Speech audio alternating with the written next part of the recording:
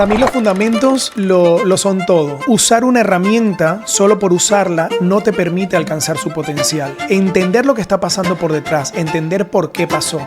Sobre todo hoy en día con el mundo de la IA, donde ya nos están entregando todo procesado. El programador nunca va a desaparecer.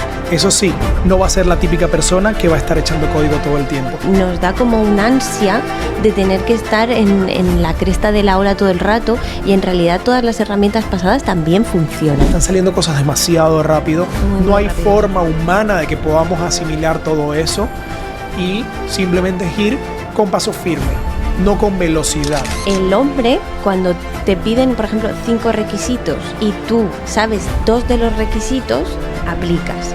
Mientras que la mujer, si hay 5 requisitos y cumple 2, no aplica.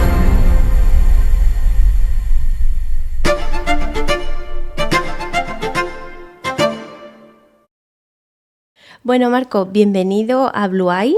Estoy encantada de que estés aquí, porque llevas más de 15 años liderando proyectos tecnológicos, has sido CTO en algunas empresas españolas y además eres cofundador de 4Geeks Academy España. Bienvenido. Así es, muchísimas gracias, Lidia, de verdad encantado de estar aquí. Creo que vamos a tener una conversación bastante amena e interesante, y espero que pueda ser de utilidad para todos los que nos escuchen. Claro, vamos a hablar un poco de cómo está cambiando la IA, sobre todo la parte de los roles técnicos y a lo que tú te dedicas, que es la formación. Uh-huh.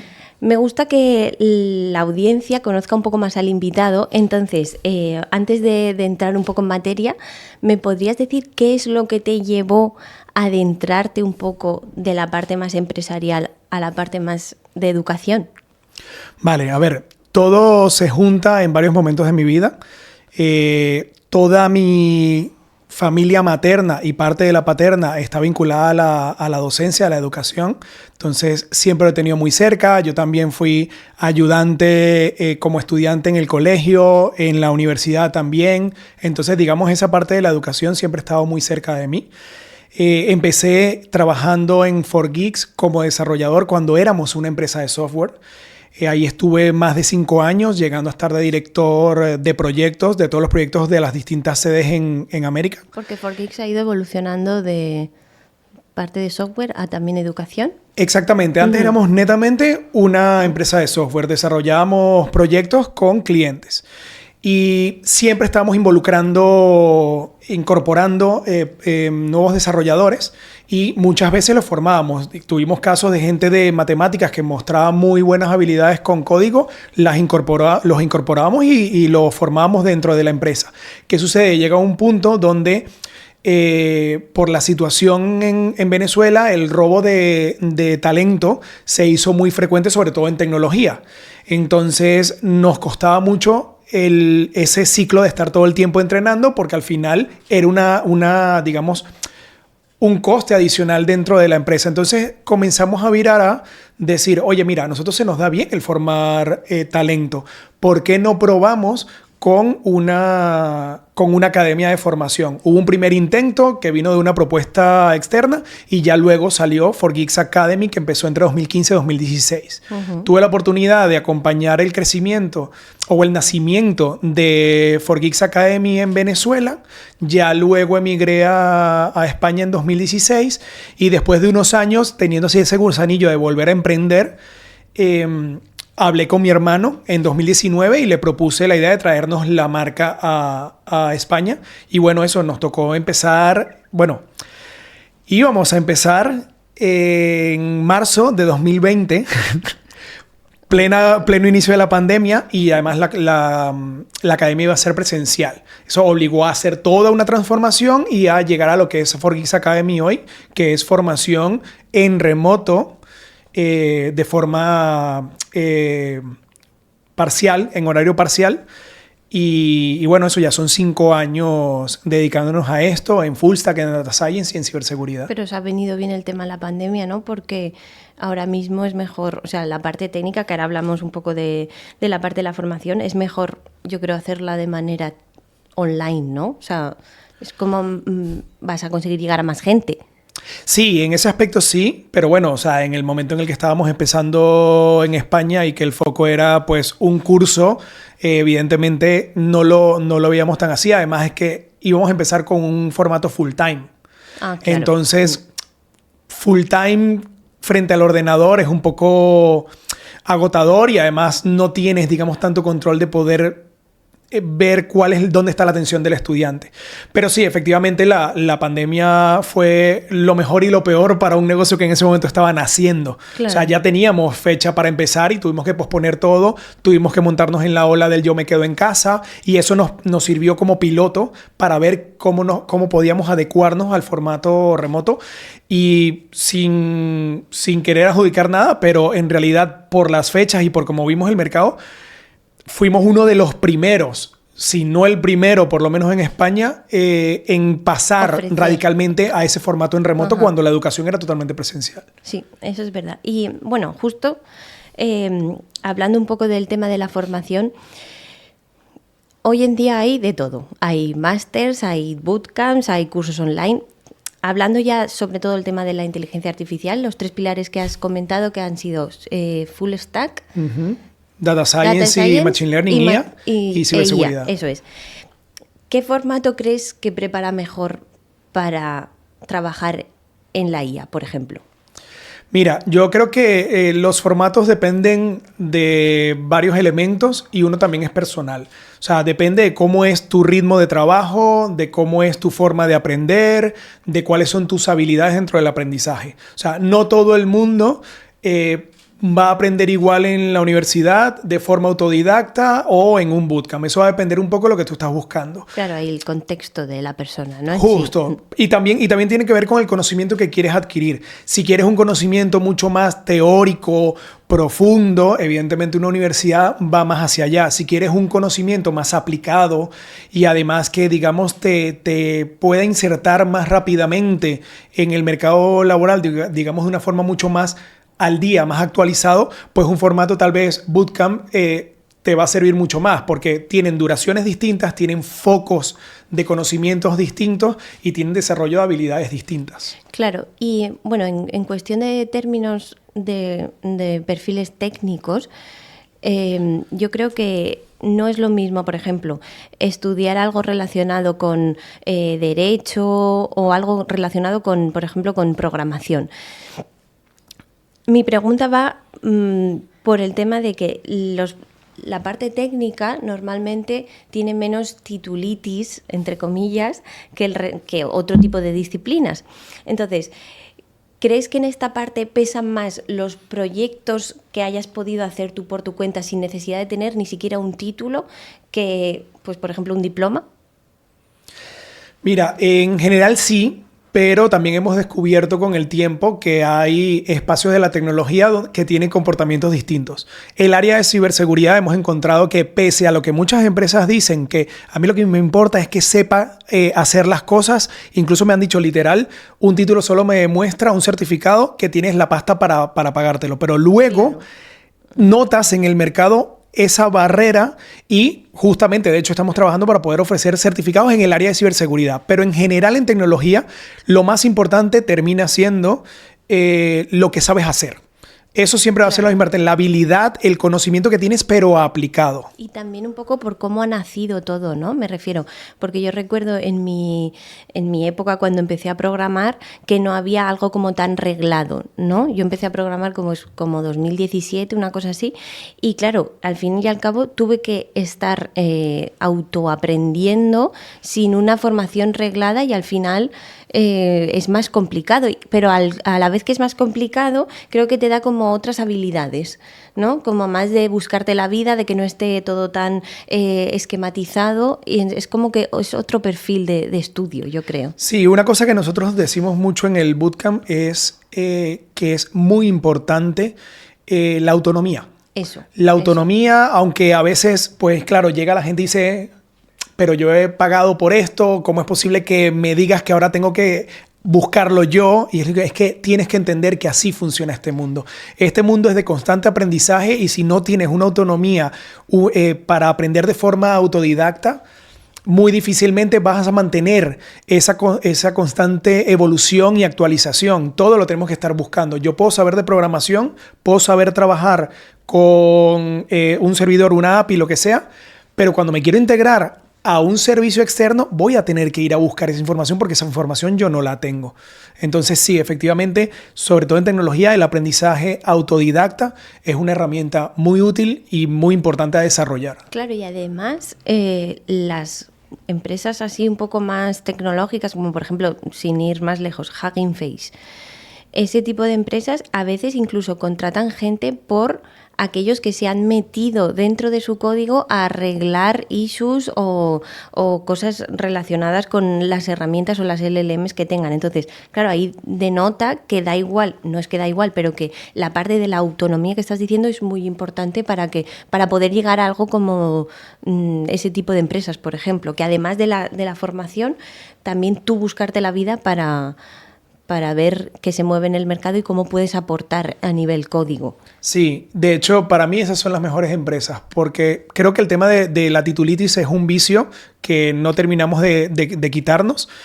En algunos casos puedes necesitar certificar algo en específico, pero definitivamente la persona va a aportar valor no por el título que te trajo, sino por lo que va a saber hacer con ese conocimiento que tenga, haya un título detrás o no. Entonces, por eso siempre he amado ese mundo más startup y más tech al estilo. No, hoy en día no tiene por qué ser del todo igual, pero ese mito que tenemos del Silicon Valley, de si tú llegas, te sientas ahí y haces algo que me llame la atención, pues yo no te voy a preguntar por más nada, aquí tienes un espacio. Porque así es como nace realmente la innovación, es ir probando. Claro, tienes que saber hacia dónde vas, cuál es tu foco, pero es hacerlo crecer y nacer. Claro, esto plantea un poco un debate interesante porque aparte de ser autónomo, la parte de los fundamentos me parece que hay veces que se pasa por alto. Entonces, ¿tú cuánto crees que pesan los fundamentos? Es decir, saber realmente lo que hay detrás, matemáticamente hablando e informáticamente hablando, frente a utilizar algo de manera una herramienta de manera pasajera. Para mí los fundamentos lo son todo. Y con esto no lo digo porque, así te enseño algo y te hago aprender con un curso. No, es que usar una herramienta solo por usarla no te permite alcanzar su potencial y no te permite hacer los cambios o las adecuaciones que tú deseas. Entender lo que está pasando por detrás, entender por qué pasó. Sobre todo hoy en día con el mundo de la IA, donde ya nos están entregando todo procesado. Eso. Sobre todo si estás generando un producto, pues si no entiendes qué ha podido pasar por detrás, muy difícilmente vas a saber comunicarle a la IA qué es lo que realmente tú estás esperando. Entonces, fundamentos como la lógica, el pensamiento lógico, más que la lógica para no pensar tanto en un código específico, ese razonamiento lógico, matemático, analítico, el poder entender en el caso de los datos, saber cómo gestionar esos datos, cómo trabajar esos datos para sacarles lo mejor de sí y ya luego obviamente la parte de comunicación, ese tipo de cosas, esas son habilidades fundamentales. Esos fundamentos, tanto humanos como técnicos, siempre serán necesarios para poder sacar el mejor beneficio y la herramienta sea el medio para conseguirlo. Claro, pero tú ves... Yo sí que lo veo, pero tú ves a mucha gente que utiliza las herramientas un poco sin apenas entender lo que hay detrás. Sí, un montón. O sea, y más cuando tienes, hoy en día la IA ya la tienen más de 800 millones de usuarios, evidentemente mucha gente la está usando simplemente porque sabe lo que le va a devolver, que es algo ya digerido, pero la gran mayoría de gente no sabe realmente cómo está funcionando eso por detrás. Mucha gente asume que la IA te está dando una verdad, por ejemplo, y la IA no es una autoridad. Sí, no, pero a nivel práctico, o sea, es una realidad que no es una autoridad, pero se está convirtiendo, ¿no?, en una autoridad. Ahí está viajando hacia ser una autoridad. Sí, a ver, le interesará a todas las empresas que la están desarrollando que se convierta en una autoridad porque eso hace que cada vez sea más importante.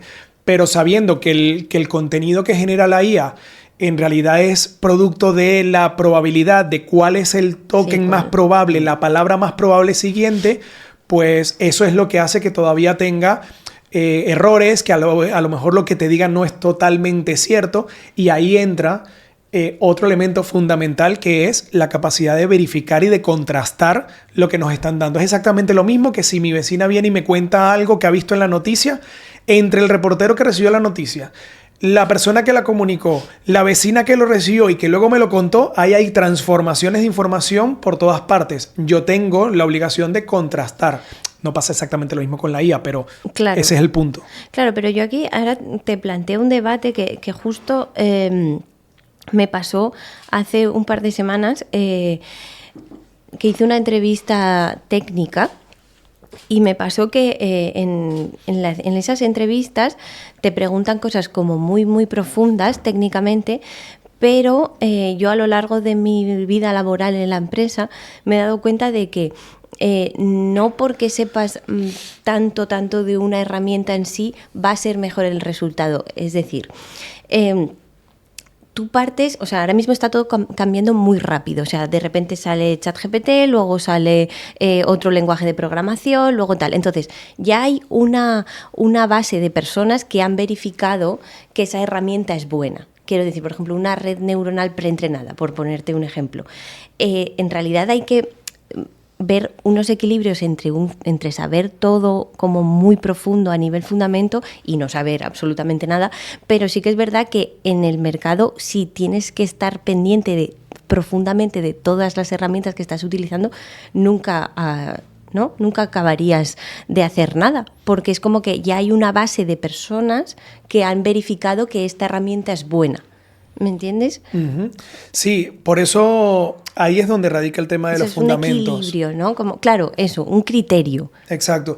La otra vez leía de un concepto que no es para nada nuevo, pero son como estos perfiles en forma T, que lo que utilizan es la T como una metáfora. O sea, tienes la parte vertical, que es la profundización en un tema, en un contenido. O sea, es tu especialización, y luego tienes la parte horizontal de la T, que es la amplitud que tienes de incorporar otros elementos donde puedes desarrollar habilidades, pero no tienes profundización. Claro. Por lo general, la vertical suele ser tu parte técnica, la horizontal suele ser más esas habilidades de adaptarme a nuevas herramientas, de investigar por mi cuenta, de comunicar, de analizar, etc. Entonces sí, creo que va todo por ahí. O sea, al final es eso. Hay cosas donde tenemos que saber mucho, pero no tenemos que saber mucho de todo, porque al final terminamos sabiendo poco de todo. Claro. Y una pregunta.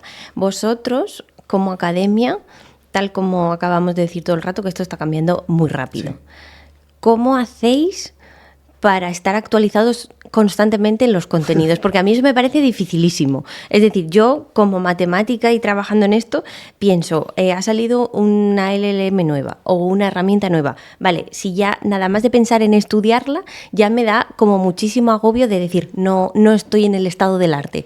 ¿Cómo hacéis esto como academia? Mira, es complicado porque las cosas han cambiado muchísimo desde, yo diría, noviembre para acá, el último trimestre del año pasado para acá, todo ha ido muy rápido. Hay cosas que se han reescrito y hay cosas reescritas que se están volviendo a reescribir en este momento.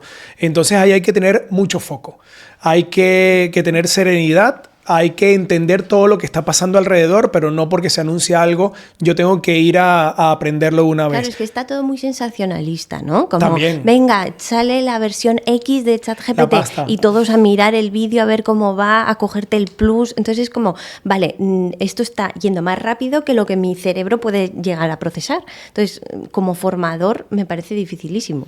Sí, de hecho nosotros en este momento estamos trabajando en la actualización de los programas de cara a la IA, pese a que ya en el mercado vas a conseguir un montón de cosas con IA, pero que luego cuando revisamos el programa termina siendo poco más que, sí, ok, te explico, pero luego vamos a jugar con ChatGPT directamente porque mencionan justamente la herramienta por temas SEO o porque es lo que la gente puede conectar.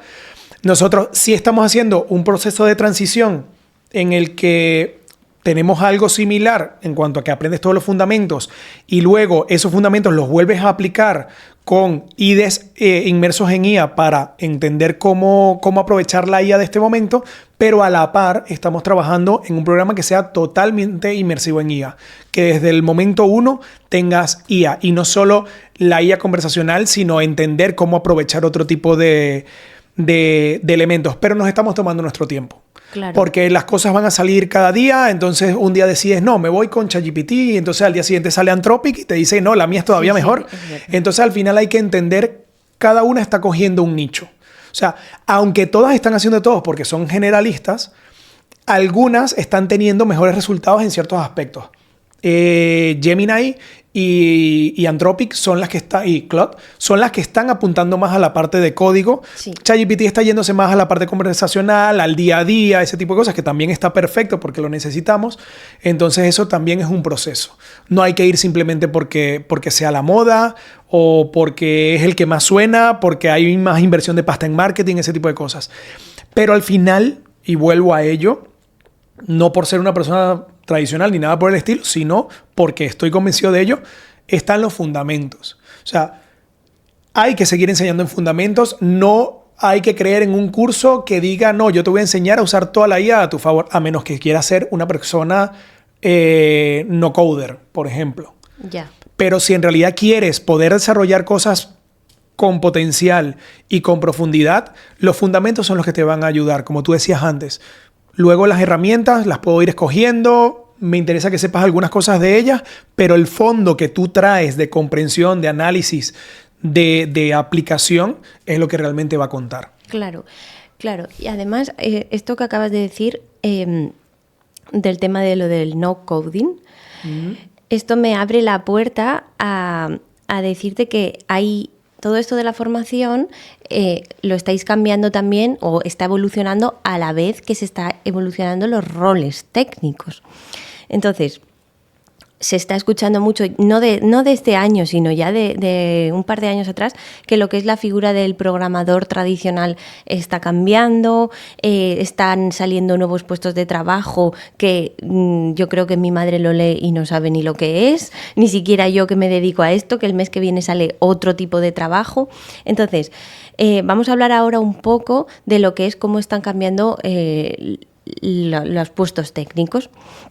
Y a mí me gustaría hablar ahora de uno en particular que parece ser que es el más vulnerable a desaparecer, que es el analista de datos como tal. ¿Por qué? Porque hoy en día yo tengo mitad analista de datos, pero por ejemplo, cualquier persona que tenga una base de datos y una IA es capaz de sacar insights de esos datos haciéndole preguntas a la IA.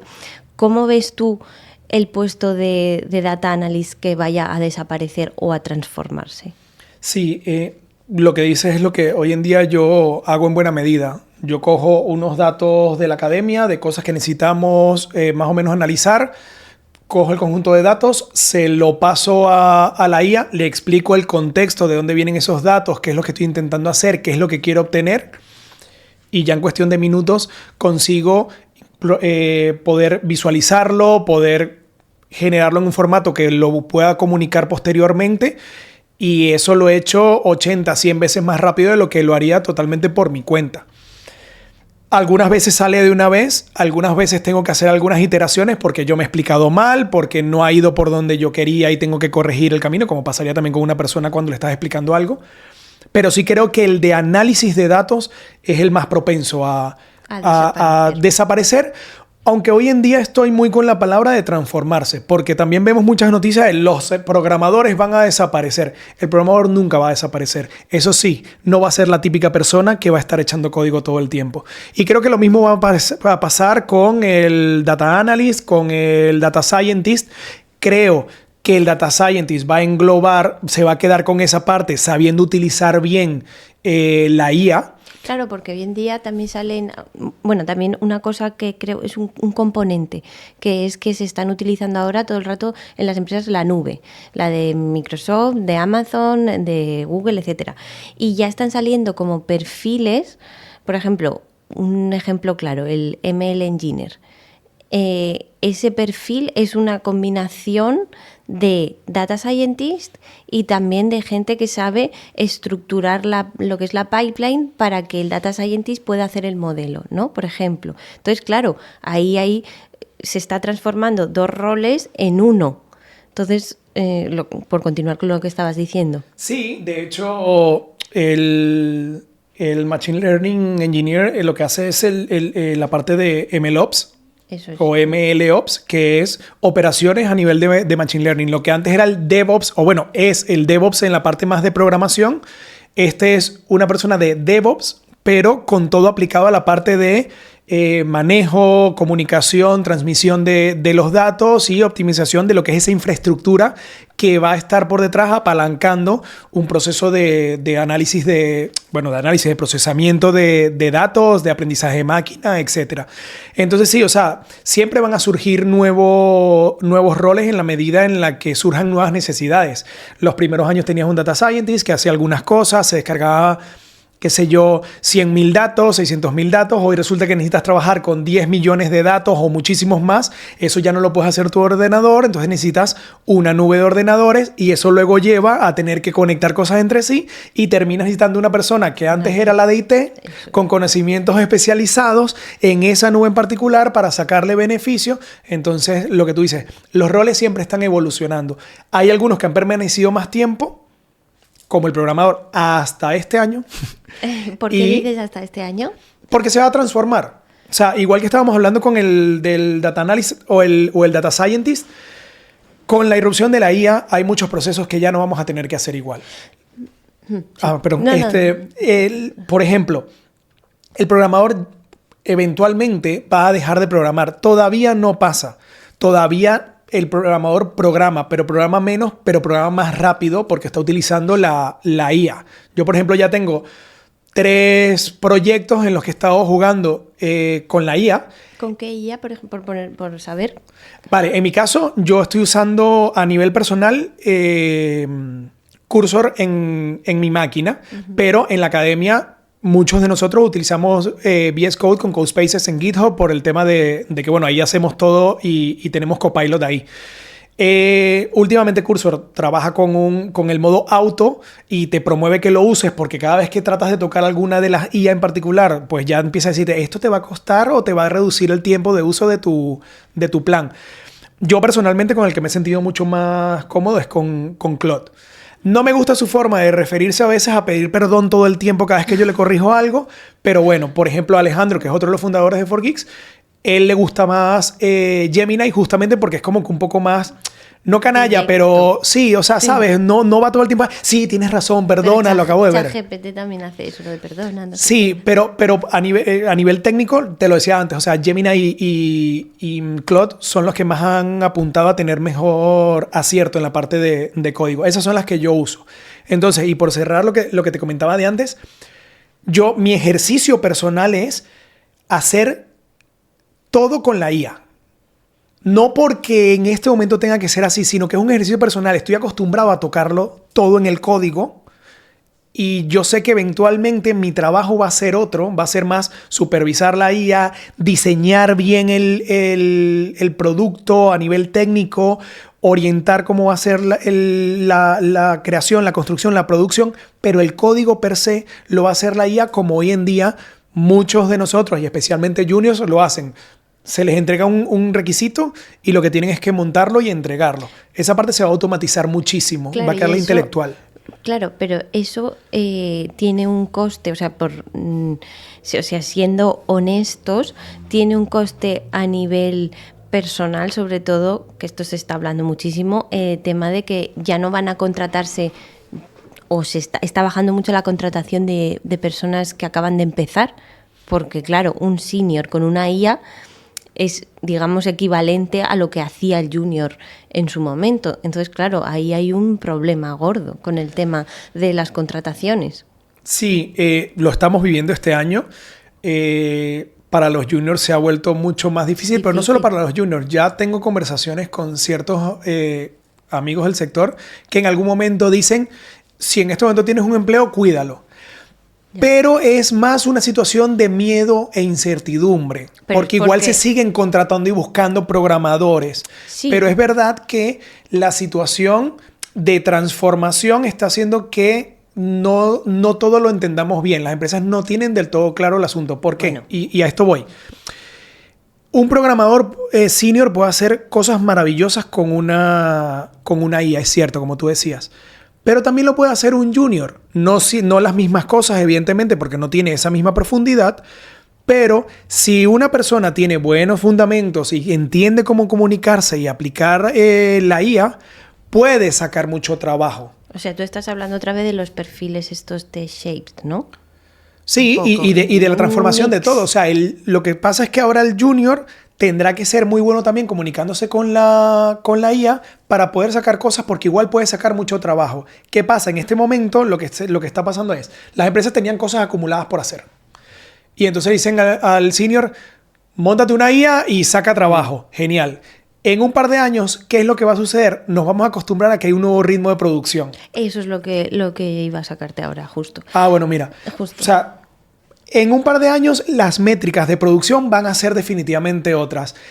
Puede que en algunos casos nos ahorremos tiempo de trabajo, pero sinceramente, entendiendo cómo ha evolucionado siempre el mercado empresarial, dudo que realmente va a ser una panacea en el que, bueno, ahora en un par de horas tengo todo resuelto y ya tengo el resto del día libre. No, se va a acumular trabajo y la cuestión es que vamos a tener que hacer muchas más cosas más rápido. Claro, pero aparte de esto, es que las altas direcciones hay un problema si no entienden cómo se genera un buen código o cómo se hace un proyecto técnico. Entonces, debido a este tipo de información de que la IA lo hace todo muy rápido, de que lo hace todo muy bien y demás, te piden cosas como, por ejemplo, cosas muy grandes que no son conscientes de la complejidad técnica que tiene, ya no solo que lo haga la IA, porque tú se lo escribes y te lo hace, entre comillas, pero esa revisión lleva bastante tiempo.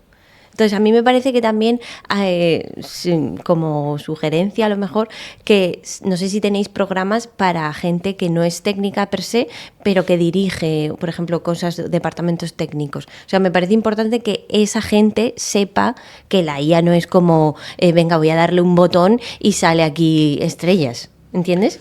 Sí, a ver, ciertamente Forgeeks Academy siempre se ha enfocado en la formación técnica, ¿ok? Tenemos un programa, por ejemplo, de IA aplicada y cosas por el estilo. No hemos ido tanto a la parte de, hey, tú entiende al programador.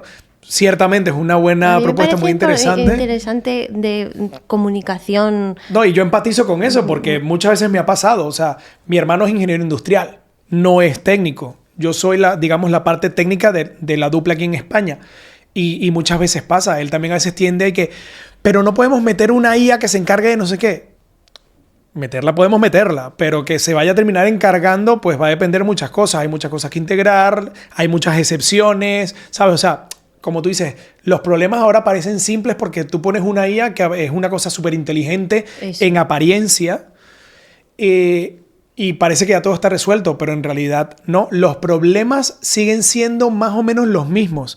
Integración, procesamiento adecuado de los datos, ahora por la IA. Los datos tienen que venir preparados, los volúmenes, las capacidades, o sea, técnicamente por detrás, eso todavía no cambia mucho.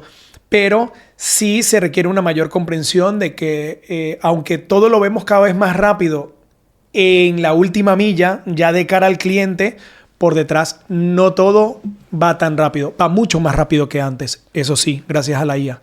Pero todavía tiene momentos donde todo se estanca, si hay que revisar, claro. Claro, pero justamente lo que has dicho antes de que ahora los ritmos de producción van a ser mucho más altos y que se saca trabajo más rápido, que eso es cierto, pero yo creo que, esto lo estoy viviendo yo en mi propia empresa, que es que se saca trabajo más rápido, pero no existe tampoco un tiempo material para revisar todo lo que hace, por ejemplo, yo qué sé, Copilot o ChatGPT a nivel código. Entonces, a mí me parece difícil entender que si la IA me da un código, tener la intuición de cómo chequear que ese código está bien hecho. Ahí entran en parte nuevamente los fundamentos. Por un lado, pues evidentemente el tener pruebas unitarias por todo el código van a garantizar que tu código esté funcionando adecuadamente. Ahora, que la calidad del código es la adecuada, ahí es donde entra el ser humano. La IA tiene la capacidad de desarrollar un código entender patrones de diseño y todo lo demás. Pero no siempre lo va a hacer a priori. Entendamos que la IA ha sido entrenada con todo lo que teníamos disponible en Internet. Códigos muy buenos, códigos no tan buenos y códigos deficientes. Seguramente habrá habido alguna criba o algo por el estilo, pero de todos modos el código promedio no es el mejor código del mundo. Y eso también hace que la IA tenga ciertos vicios. Yo he tenido momentos donde la IA me ha hecho códigos que realmente me ha repetido mucho el código y he tenido que decirle luego yo, oye, mira, esto ya lo has hecho varias veces aquí, consíguelo, conviértelo en una función que realmente sea genérica para poder reutilizar el código. Y esas son buenas prácticas, pero esas buenas prácticas se logran cuando, como tú dices, hay una supervisión. Claro. Te voy a decir una cosa que en realidad pareciera que es de ahora, pero es de siempre. Nunca ha habido tiempo para revisar el código. Bueno, O sea, pero si tú lo construyes, no es lo mismo que lo construyas tú que lo construya otro y lo tengas tú que revisar. Eso sí. Entonces, claro, a mí me preocupa una cosa de la que me pusiste en uno de los comentarios, que me parece que se debería de pregonar, que es lo de la deuda técnica. El otro día vi no sé si era un meme o una imagen, que era que le preguntaba un arquitecto a un obrero, ¿por qué estás tardando tanto en hacer una ventana? Si se supone que ahí es muy fácil, ¿no? Y que era lo que pasaba, que la casa estaba tan mal construida que hacer una ventana costaba muchísimo, que es una analogía a lo que sería lo que es la deuda técnica. Entonces, a mí me preocupa, y es que esto lo estoy viviendo yo diariamente, que debido al ritmo de producción y también de la falta de tiempo de supervisar, ¿qué es lo que pasa? Que eso se hace una bola muy grande y cuando quieres hacer una cosa muy simple, de repente dices, ostras, ¿por dónde empiezo? Entonces, a mí me preocupa que la IA como que haga más grande esa bola, porque antes lo construías tú. Antes estabas tú mirando, oye, esto va aquí, esto tal. Ahora no. Tú sabías con lo que cargabas. Eso es. Ahora no. Ahora es como, sí, una tarea como aparentemente muy simple, que esto también quiero saber tu opinión, aparentemente muy simple, te genera un código o sea, me parece muy complejo para una tarea muy simple. O sea, a mí me parece que está sobrecomplejizando a veces las respuestas. No sé si sientes lo mismo. Sí, o sea, entiendo tu punto. No sé cómo, digamos, traerlo a algo más del día a día, pero sí, efectivamente, o sea, si no hay una supervisión de la IA, pues la IA hará un código. Las comparaciones son odiosas, pero sí creo que hay que ver a la IA de este momento como un junior que tiene acceso muy rápido a información adicional, que tiene capacidad de desarrollar código muy rápido, pero que de todos modos, en ciertos aspectos, sigue siendo un junior. Si no le comunicas bien lo que quieres, no te va a dar lo que quieres. Si no le especificas cuáles son los tipos de patrones o los lineamientos que quieres en el código, no te va a dar lo que tú estás esperando.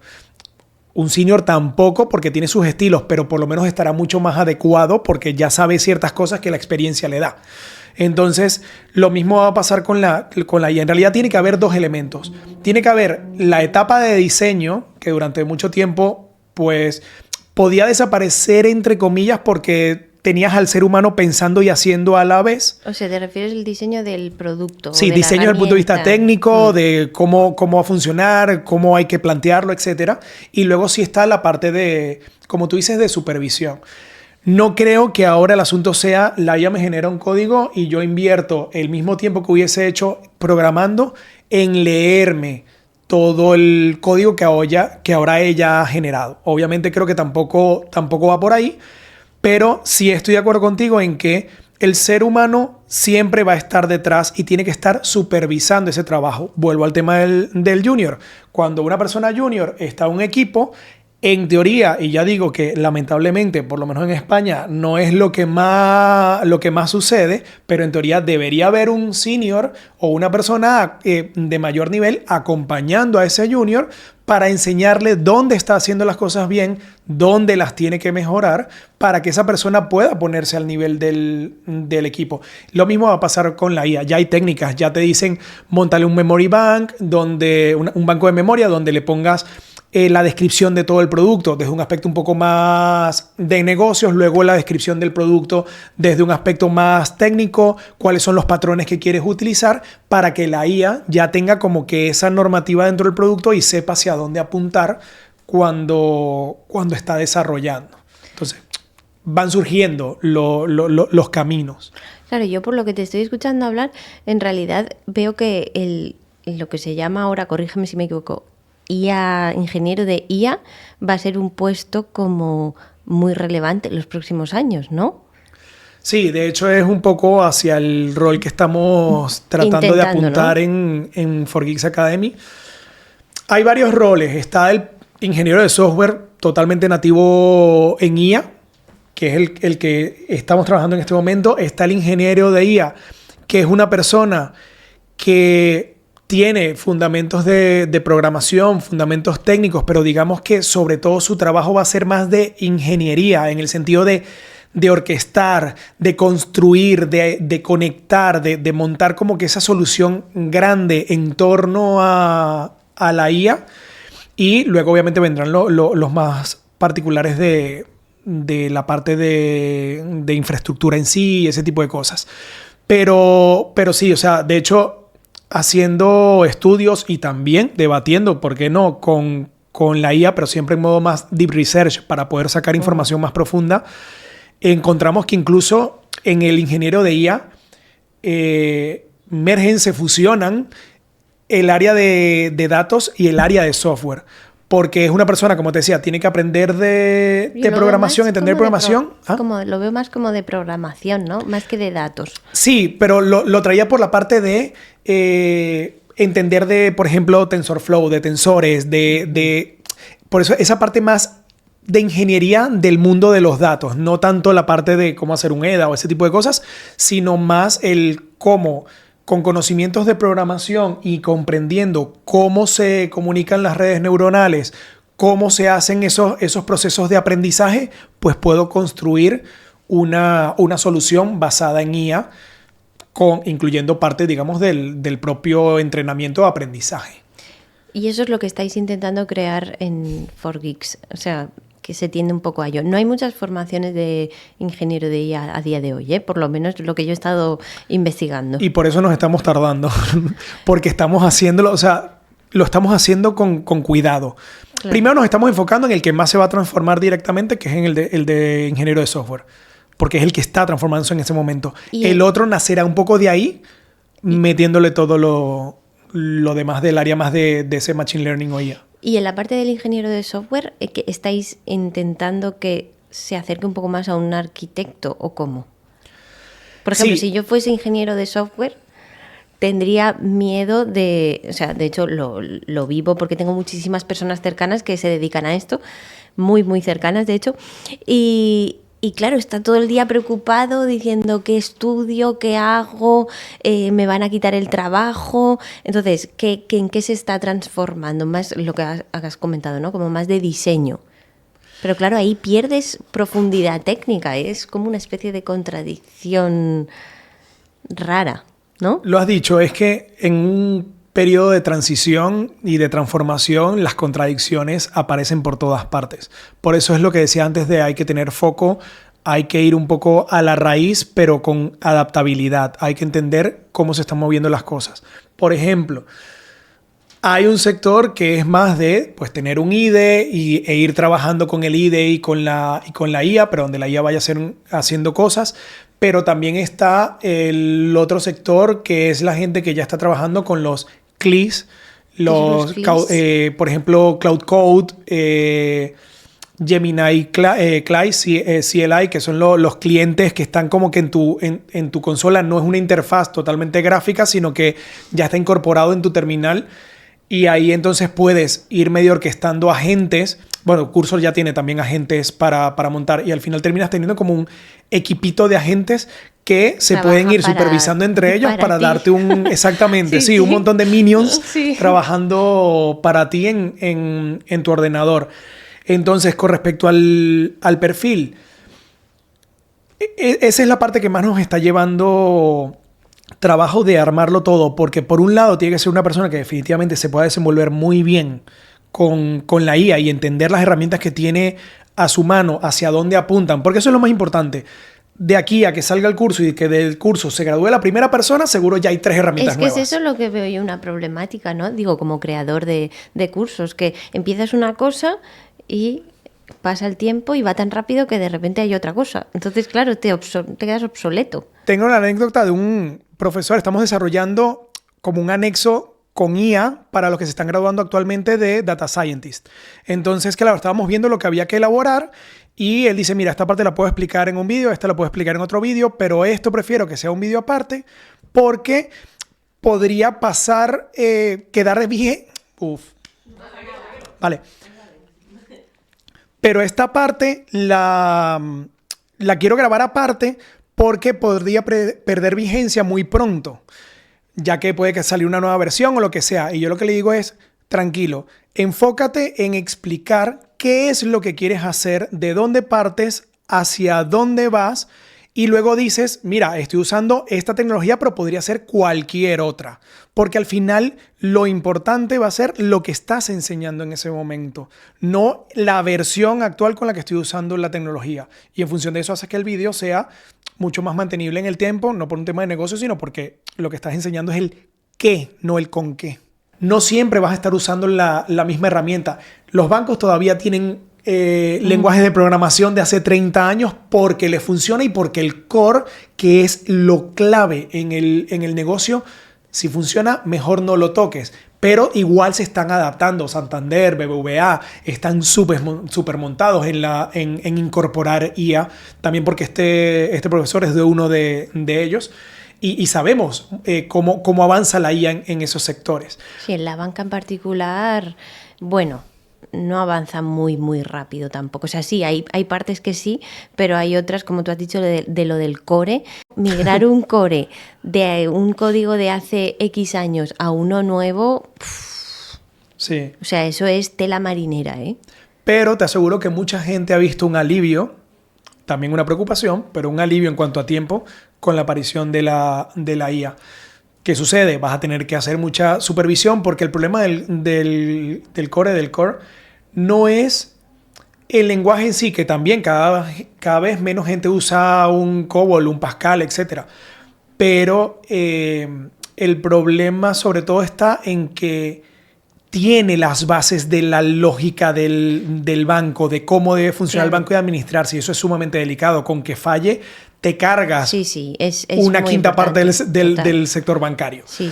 Entonces, pero la IA puede ayudar muchísimo a ir generando mucho más rápido trozos de eso que hay que actualizar y no necesitas buscarte una persona súper especializada que sepa de un lenguaje actual y de un lenguaje ya casi prehistórico, claro, si es que, con el perdón de la gente. Sí. En una de las empresas que yo trabajé no encontraban gente del lenguaje del core porque, o sea, prácticamente ya no estaba trabajando nadie. Entonces, claro, la persona que venía con ese lenguaje le pagaban una millonada. Entonces, claro, pero sí. Y lo que pasa es que una cosa que has dicho antes que me ha parecido como muy interesante, que es que al chico este que le dijiste del vídeo...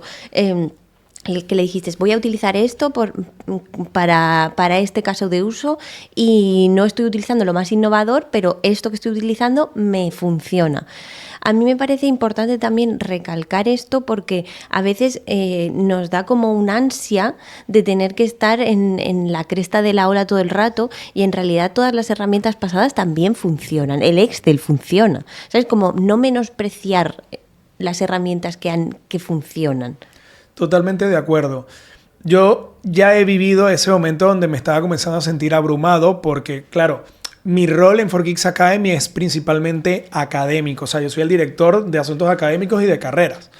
No es técnico. Estoy desarrollando cosas porque al final todos los que estamos... que tenemos conocimientos técnicos vamos desarrollando cosas para mejorar nuestro trabajo allí.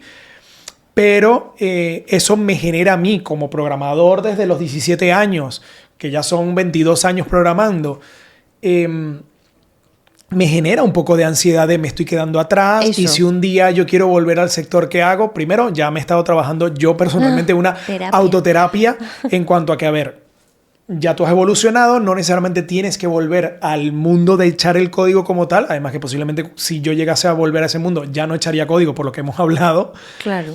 Y nuevamente es tener conciencia de cuál es, y vuelvo a lo mismo, la base. Entender cómo funcionan las cosas por detrás, qué es lo que yo estoy consiguiendo y luego entender a través de qué lo estoy consiguiendo.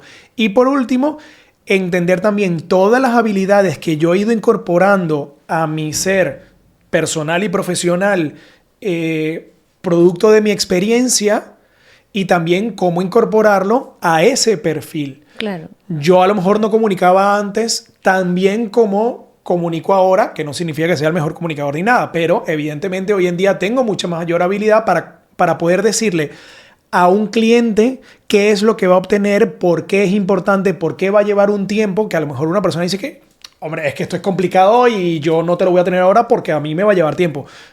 Yo sí le puedo explicar, mira, detrás hay que hacer esto, va a pasar esto otro, posiblemente te voy a pedir esto, ese tipo de cosas. Porque claro, a mí, por ejemplo, me cuesta más el comunicar, que, o sea, me genera más enfado que desde ese punto de decirle, oye, hay que hacer esto, como que no entiendan la complejidad de lo que hay detrás, por los titulares de que la IA te hace todo. Sí, entonces, al final siempre va a importar mucho la base y luego es cómo aplicas la base. Y el cómo aplicas la base van a ser todas esas herramientas, las tienes que ir aprendiendo o por lo menos tenerlas vistas, y cuando ya te toque trabajar, pues haces una búsqueda, un análisis. Ok, sé que tengo que hacer esto y ya yo he escuchado que existía esto, esto y esto. Hago una investigación y la que siento que me puede ir mejor, pues empiezo a aplicarla. No significa que ya yo tengo que venir con, abro mi chaqueta y aquí tengo la tarjeta de qué, la tarjeta que eso es un error que también nos induce el propio mercado laboral. Eso cuando llegas y ves una oferta laboral y te dice, tienes que saber de esto, de esto, de esto, de esto. A mí me encanta cuando algún programador, y mejor todavía cuando es el creador de esa tecnología, llega y dice, oye, me he encontrado esta oferta laboral que me pide 5 años en esto. Ahora no recuerdo, pero hay uno muy reciente. Y no existe desde joder, no hace voy a uno. poder hacerlo. Yo lo creé hace 3. Claro. ¿Sabes? Pero es que la gente no está pensando en eso. Te lanza el número como para que no quiero que haya problemas cuando tú entres. O sea, tú entras y lo resuelves todo. Pero no saben realmente cuánto tiempo tiene la tecnología en el mercado. Y eso a veces también nos genera esas conversaciones difíciles, no incómodas, con los estudiantes porque se agobian mucho por esas cosas. Es que ahora siento que tengo que aprender un montón de cosas para poder... Da sí, ansiedad. Totalmente. Y bueno, lo que te decía, a mí con esta transformación me ha pasado lo mismo. Y he tenido conversaciones con mi equipo de, es que, tío, no sé por dónde tirar. Escucha, aprende lo que te puede aportar en este momento.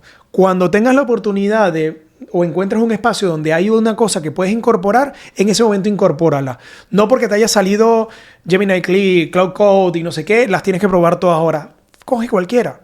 Hacen lo mismo. Una puede ser mejor que la otra, pero no importa. O sea, a eso me refiero con gestionar toda esa carga de información. Están saliendo cosas demasiado rápido. No hay forma humana de que podamos asimilar todo eso. Y simplemente es ir con paso firme, no con velocidad. No te pares, avanza, ve incorporando cosas, pero no vayas al ritmo de lo que sale. Ve al ritmo de lo que tú puedes incorporar y de incorporarlo bien para que potencie tus propias habilidades. Y una pregunta que me surge ahora, que no lo hemos hablado en todo esto de la formación del guión ni nada, pero ¿en qué porcentaje de mujeres y hombres tenéis en la academia? Mira, el porcentaje a mi criterio no es el que yo quisiera, o sea, porque al final, como siempre se habla, en el mundo tenemos casi igualdad de porcentaje entre hombres y mujeres.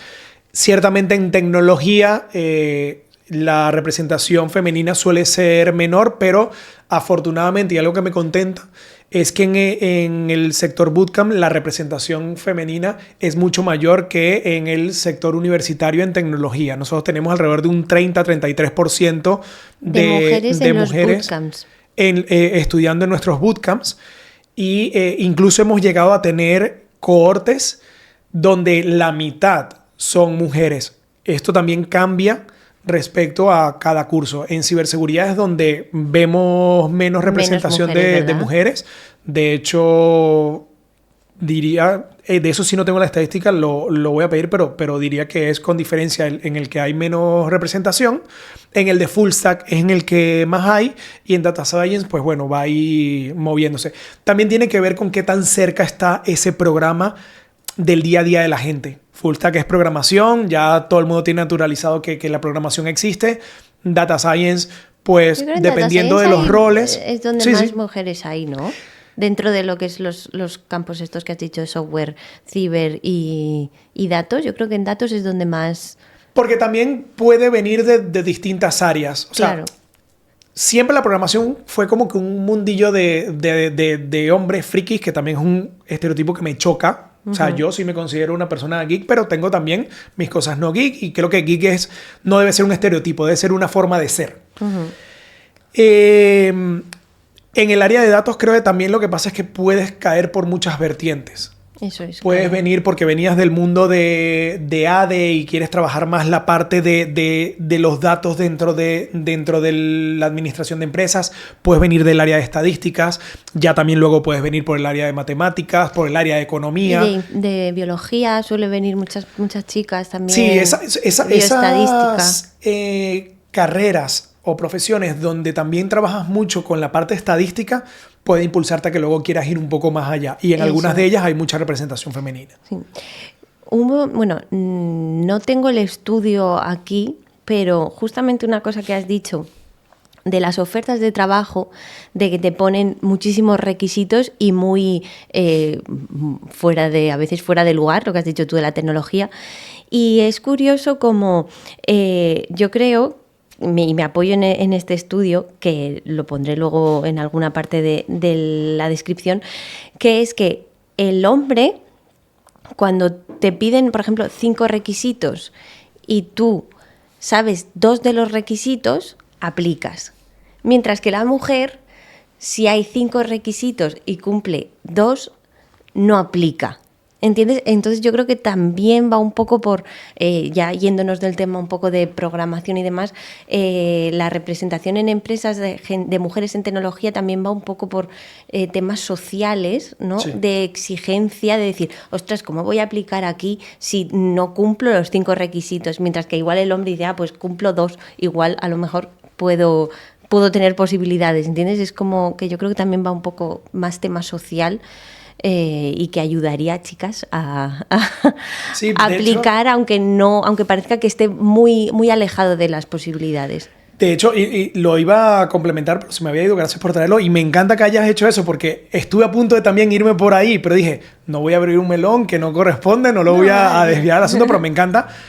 Creo que tiene que ver mucho con temas sociales y culturales. O sea, la mujer tiende a tener mucha más autoexigencia. También socialmente, la dificultad que ha tenido histórica de la mujer en estar en ciertos espacios le ha obligado en muchos aspectos a tener que demostrar más y generar más méritos. De hecho, hay una cosa que se está dando hoy en día, y es que se está viendo que hoy en día la mujer tiene muchos más estudios superiores que los hombres, y no es porque la mujer ahora esté teniendo muchísimas más oportunidades, etcétera. No, es que tradicionalmente, lo que estás diciendo, la mujer ha estado un poco, digamos, condicionada socialmente a tener que demostrar más, a tener que hacer más para poderse ganar ese espacio que de pronto un hombre ya ha tenido por naturaleza de cómo evolucionaron las cosas en el tiempo, por imposición, por lo que sea. Esa parte sí ya no voy a entrar porque creo que hay un poco de todo.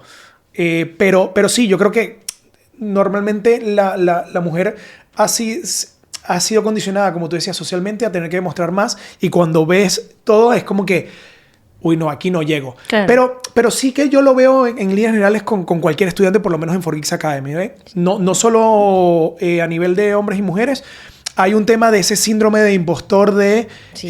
Pero es que mira todo lo que me están pidiendo. Y yo le digo a todos los estudiantes, enfócate en tener el 50% y que sea justamente la base.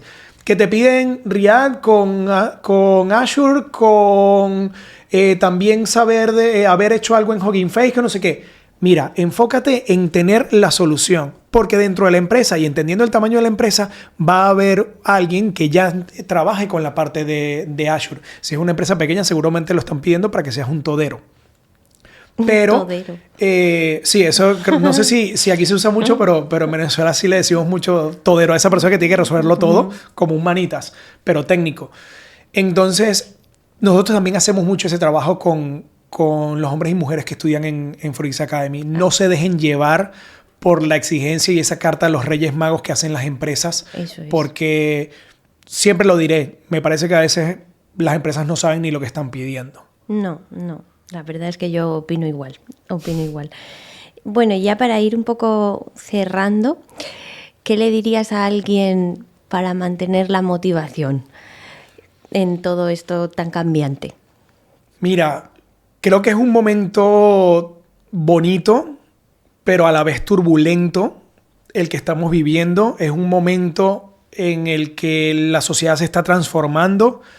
Hay muchas referencias a la época de la Revolución Industrial y lo que tenemos que entender desde un aspecto más psicológico es que en un momento de cambios la incertidumbre aflora, la falta de foco siempre va a estar presente ahí y que podemos tener momentos de agobio. La cuestión, vuelvo a lo mismo, es ir a la base. Si todavía no te has metido en este mundo, ve a los conocimientos de base. Ya tendrás tiempo para luego conocer cómo aplicarlos, ¿vale? A través de una IA o lo que sea. Yo tengo ahorita un chico que conozco hace muchísimos años, desde el colegio, pero de años más abajo, que él se está metiendo en el mundo de la programación por su cuenta, no tiene tiempo para hacer el bootcamp, etcétera, y de vez en cuando lo voy mentorizando. Y entonces ve la parte de la IA, se lo comenté yo. Oye, mira, tú lo que tienes que aprender es programación. Tienes que entender el pensamiento lógico-matemático y entender cómo funciona la programación. Pero está este tema de la IA. Mi propuesta es, enfócate en lo que tienes que aprender en los fundamentos de programación o en el caso de datos, que obviamente la profesión me tira más a la parte de programación, pero la comprensión y el análisis de los datos, aunque lo vaya a hacer una IA, y luego usa los ratos en los que quieras descansar de meterte información a jugar con herramientas. Claro, sí. Porque es una forma también de aprender. La autonomía. Solo que en ese momento, exacto. Que hablamos al inicio. Justo. Sí. Y además que lo estás haciendo por un lado en el que lo estás viendo más como algo de distracción. Tu foco de esfuerzo es aprender y entender, pero luego te pones a jugar con cosas para ver cómo van. Eso que es. también estás aprendiendo haciendo. Y creo que esa es la forma de ir en este momento. Para que alguien no sienta que está tardando mucho en aprender, que aprenda el core y que juegue con la tecnología que está saliendo hoy en día para que sea un poco más llevadero. Claro, y eso sirve para técnicos y no técnicos, o sea, porque, bueno, ya no queda tiempo, pero en general todas las profesiones van a pasar por aquí. O sea, que esto sirve, lo de jugar con herramientas para gente técnica y no técnica, así que yo también estoy de acuerdo con lo que has dicho de ir trasteando. Entonces, bueno, pues nada, muchísimas gracias por la charla y por haber venido con la camiseta de Forex Academy. Siempre estamos uniformados. Y que nada, os esperamos por aquí para cuando tengáis lo que queráis presentar y demás. Este espacio está abierto para vosotros. Así Muchísimas gracias. De verdad que ha sido muy amena la conversación. Espero que haya sido de utilidad para vosotros que nos estabais viendo.